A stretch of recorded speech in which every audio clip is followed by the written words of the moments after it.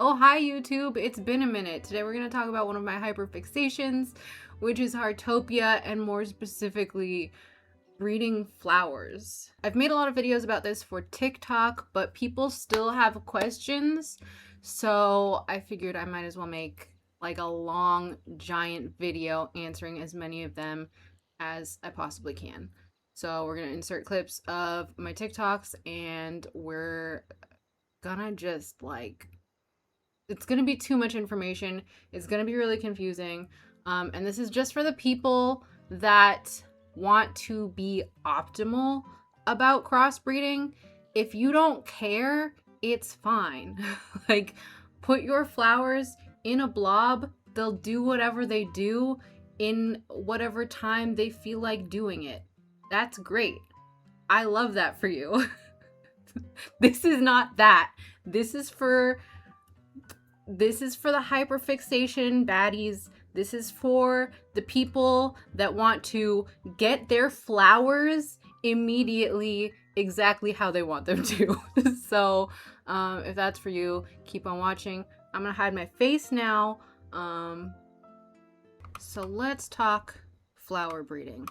We're gonna go over the nitty-gritty details because in TikTok all I can do is give you like the shortest possible answers. And let's start by going to your hobby page, okay? So if you check out the gardening section of your hobby page, you will see most of everything that you need to know, okay? So as we can see here, Flower Expert is unlocked at level 3 of gardening. What that means is that flowers are finally unlocked here, and this is where you get your daisy. The other thing of note here is that you get planting skill 2, which expands the range of your watering can to 3 tiles. A lot of people have been asking, why is it that when I water flowers, I can twirl rather than just one at a time? And that is because of planting skill 2. At planting skill 1, you can water 1 plant. At planting skill 2, if you long press your watering can button, you will water 3 tiles. So level 3, you will unlock the daisies. You will be able to water 3 squares at a time, and you will have 12 plots for flowers. The flowers do not grow in your crop boxes. They grow on the grass itself. At level 4, you unlock the pansy, but you still only have 12 flower plots and 3 watering can spaces. At level 5, you unlock 2 flowers, the laceleaf and the corn poppy, and you gain Flower Expert 2, which means the amount of flowers you can have expands to 24. Level 6 gives you 2 more flowers, the calla lily and the morning glory. And then it also gives you the rainbow breeding powder, which will allow for you to crossbreed a little bit more easily. And it also gives you planting skill 3, which will allow you to water 6 tiles at a time if you long press your watering can. Level 7 just gives you 1 more flower, the carnation. Level 8 also gives you 1 more flower, the tulip, but also gives you Flower Expert 3, which expands the amount of flowers you can plant to 40. Level 9 will give you the lily, and it will also give you planting skill 4, which allows you to do the twirl and water 9 tiles at a time. And then the level that we're all currently stuck at is level 10, which gives you the roses and allows you to plant up to 60 flowers. And we are all stuck here until DG member level 50. Okay?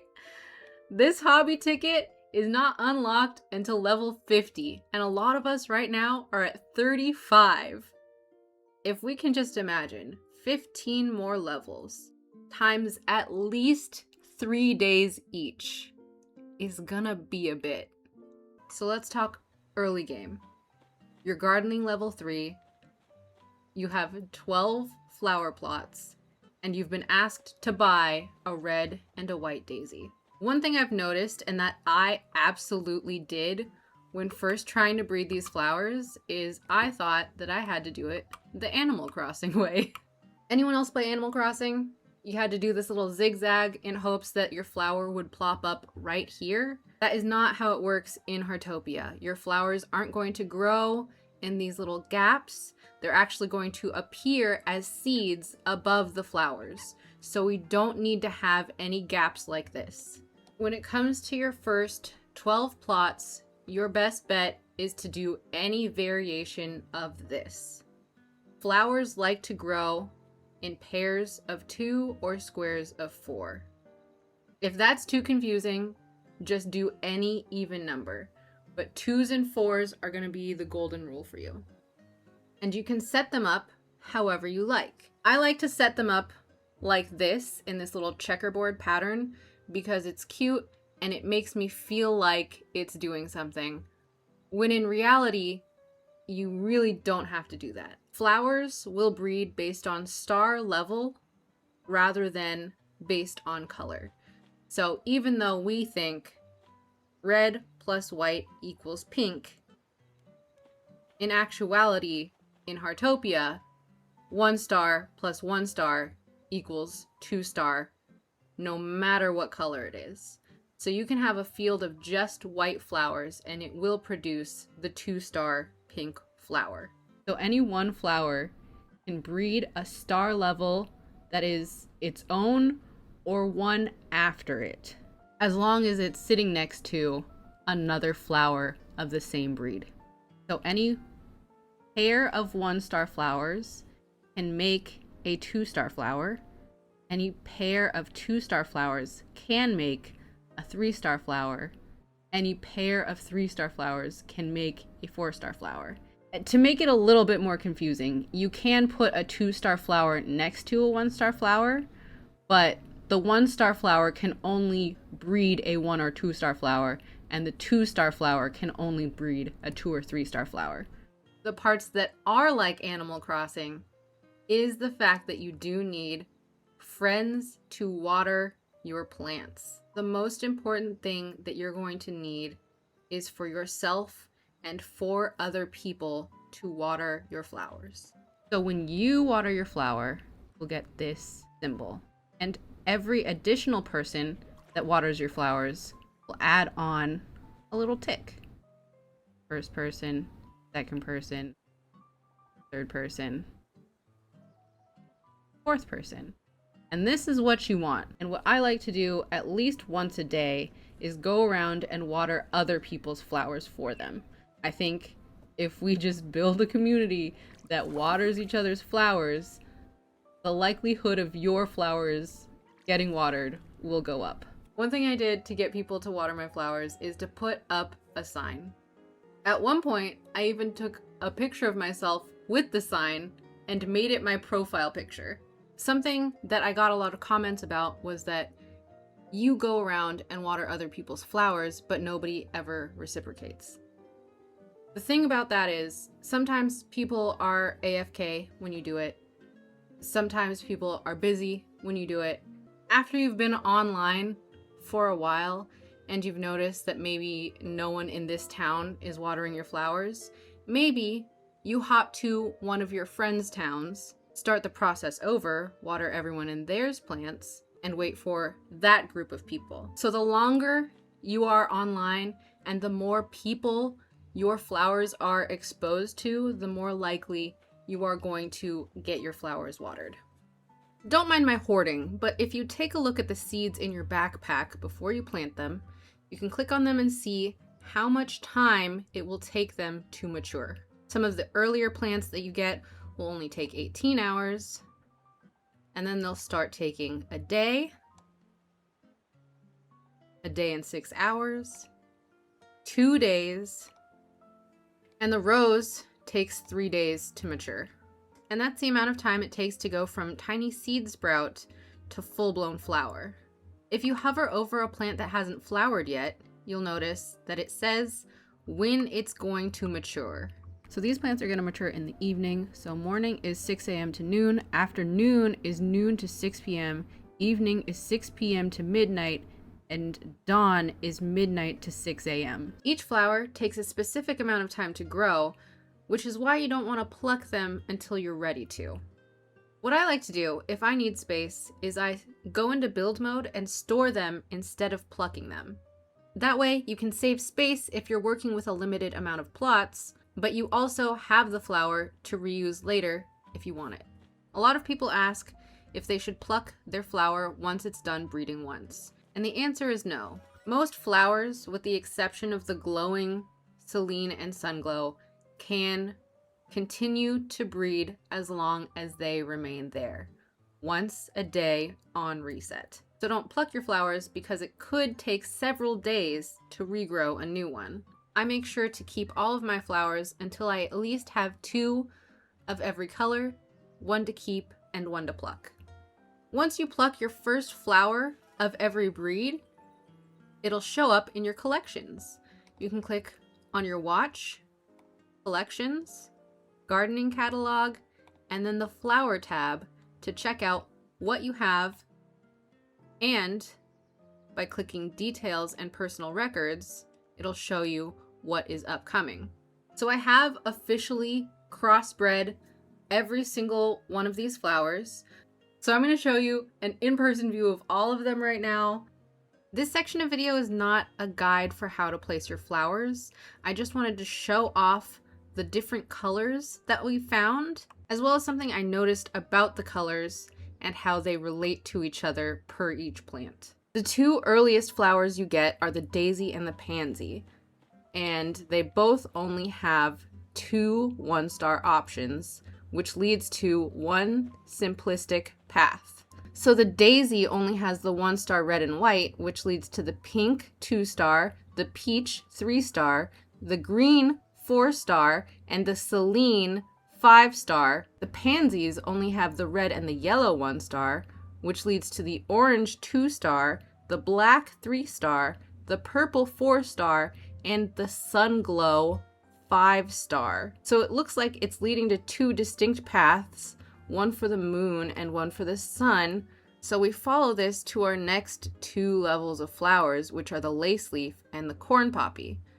We unlock all 3 1-stars for both of these, so red, white, and yellow, which will unlock the same 2 stars, pink and orange, for both. So they're kind of adding 1 element every time. But then it follows the same line again. White to pink to peach to green to Celine, orange to black to purple to Sunglow.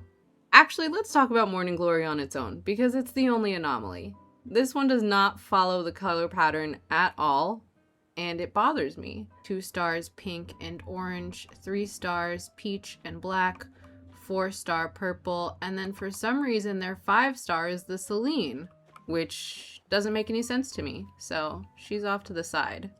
So that brings us to the next pair that makes sense, which is the carnations and the calla lilies. And then in this case, the carnations have the green 4-star, and then the Celine 5-star, and the calla lilies have the purple 4-star and the 5-star Sunglow. We're inserting the winter flower here because symmetrically this makes sense to me. So this is the highland poppy and the tulip. We've added a new 4-star flower, which is the blue. Highland poppy has the green 4-star, and then the Celine 5-star, and the tulip has the purple 4-star and the Celine 5-star. Moving on to our final pair here is the lilies and the roses that you get at level 10.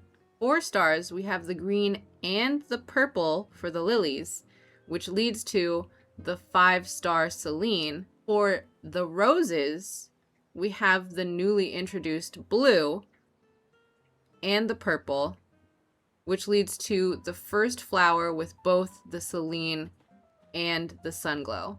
I just thought that the symmetry of that was crazy. So now that we know the basics and we've seen all of the different colors that are available, let's get super specific about how I would breed one specific type of flower from start to finish. So let's do this with the seasonal flower, the highland poppy, which I guess we only have a week left to breed.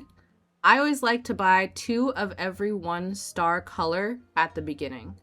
And this is always going to be white, red, and yellow. Flowers will breed once every day on reset, so you need to make sure that you don't pluck them until you're absolutely done with them. I always start my breeding the same exact way, which is with this little square. You can do it any way that you want to. This just feels optimal to me. As we know, colors don't matter as much as star ranking. So all of these 1 stars can produce a 1 star flower or a 2 star flower, but I like to do it this way. And I leave these 2 off to the side because they don't count for your collections until you've plucked them. So I like to have 1 to keep and 1 to pluck. It might take a few days, depending on how many people you get to water your flowers, but at some point a seed will pop up, and it could be any of these colors, red, white, yellow, or the 2 star pink or orange. That's what we're hoping for. For me, it was the pink. So what I did was I made sure to store and not pluck my extra red, and I replaced its spot in the square with the pink. I will not pluck any of the previous star flowers until I have 2 of the next color. So let's say you get an orange seed next. What I would do in this case is I would separate these 2 out, because these 2 stars can be working on breeding a 3 star on their own, and I would take the red out from storage so that it can work on breeding the additional 2 stars. And then I would create a flower blockade with a flower from a different breed that I'm still working on. I think what happens next is going to be the most confusing part of the video, because if I breed an additional 2 star flower, I will not add it to the 2 that are currently breeding. It's hard to explain, but I will simplify by saying that flowers like even numbers. So the best place for this orange would actually be to replace this yellow. And now we have these guys working on an additional pink, and these guys working on the 3 star flowers. Now, let's say something annoying happens and these happen to breed yet another orange. We're gonna move them up to be with their 2 star friends, and depending on how much room you have, you can either make another square like this, or you can just leave these 2 to hopefully work on another pink. I will say that even though these 2 colors should make pink, because it only depends on star ranking, I have had this combination breed oranges and oranges and oranges all day. Now at this point, we're going to repeat the same process all over again. So this color combination can breed a 2 star orange, a 2 star pink, or a 3 star black, or a 3 star peach. In the case that it breeds the black, at this point, since there are 3 oranges, I feel safe to actually pluck this one and replace it with a black. Same deal when you breed 2 3 stars, you separate them out, you add a blockade of something else that you're working on. Eventually these bottom 2 will breed another pink, which you can put here. And since at this point you would have 1 and a spare, you can feel free to pluck 1 of each of your 1 star colors, leaving the others in storage. From this point on, it's always the same situation. If there's 3, move it in with the previous set. If there's 4, keep them all together. So this grouping of flowers here can breed either the 3 star peach, the 3 star black, the 4 star green, or the 4 star blue. As I said before, if it's just 1, you replace. If it's 2, you move them up to their own area with a blockade. And if you need to save space, you can go through and pluck any flowers that you don't need anymore. You also do not have to checkerboard them every time. That's just how I prefer to do it. You can do any configuration that you want. Up to this point, the Highland Poppy has had representation for every possible color that other flowers can breed. But in the 4 star, the other possible color that a flower could have is purple. So depending on what flower you have, 4 stars could be green, blue, or purple, and they can breed one of themselves or one of the next level up, which is going to either be the Celine or the Sunglow. In this case, it is the 4-star green, the 4-star blue, or the 5-star Celine. Now, the thing about the Celine is that no matter how many you have of it, it will not reproduce. So if you want to keep growing your 5-star Celine, you will have to keep your 4 stars. So this line is kind of what would happen if your goal was just to reach the Celine. However, depending on what your decorating goals are, you might want to keep a lot of whatever flower is going to grow those. This is always my favorite section of flowers, the peach and the black. So I like to keep these around, as well as the pink and the orange, to make sure that I breed more of these. Your goal might be something different, so always make sure to keep that star level as well as the star level before it to make sure you breed enough of the flowers that you like. If the whole optimization thing is too confusing for you, this is my friend's yard, and she just plops them all in and it's working just fine. Yay! So that's my video. I might start streaming this on Twitch or TikTok, or even here. Would you like me to stream Heartopia here on YouTube? Let me know. But thanks for watching. Hopefully that helps. Leave your questions down below. I'll try to answer some of them. Thank you. Thanks, guys.